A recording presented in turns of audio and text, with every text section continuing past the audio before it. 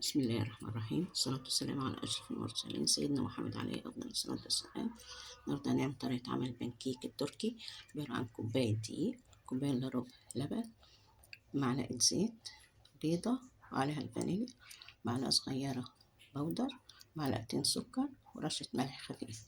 وللتحمير بقى في الطاسة نحط السمنة ونصب بالكبش. الأول هننكس الكلام ده كله مع بعضه، اللي هو عبارة عن اللبن والبيضة والفانيليا والزيت. الأول نمزجهم مع بعض، بعد كده والسكر والملح، نضيف البودر على الدقيق ونضيفه برضه في الخلاط وننكسه مرة تانية.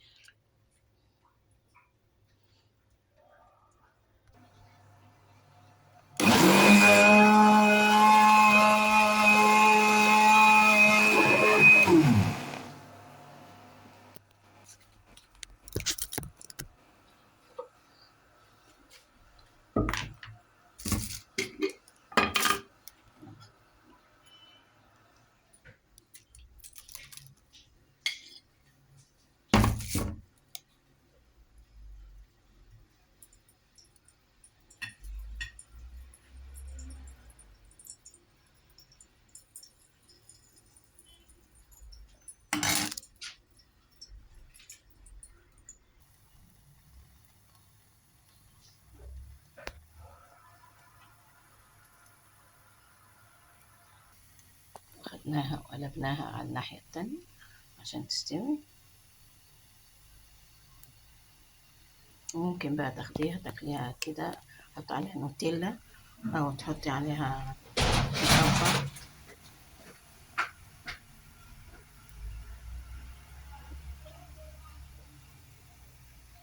ماشي، أو كريم شانتيه أو أي حاجة بقى أنت عايزاها وبتحبيها.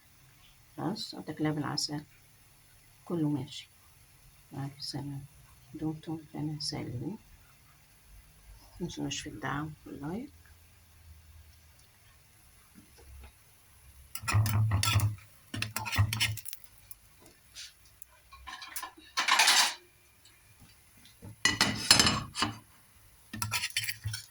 شايفين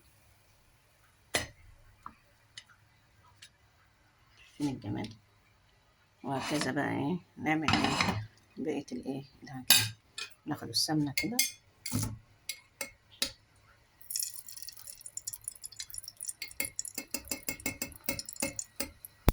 سمنة بسيطة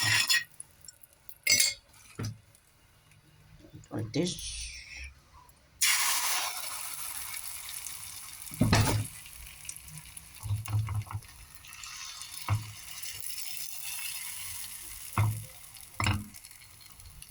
وتستوي وهكذا. مع ألف سلامة. دمتم لنا سالمين، وشكرا على مشاهدتكم ومتابعتنا لنا، ولكم منا ألف الشكر، التقدير والاحترام. مع ألف سلامة.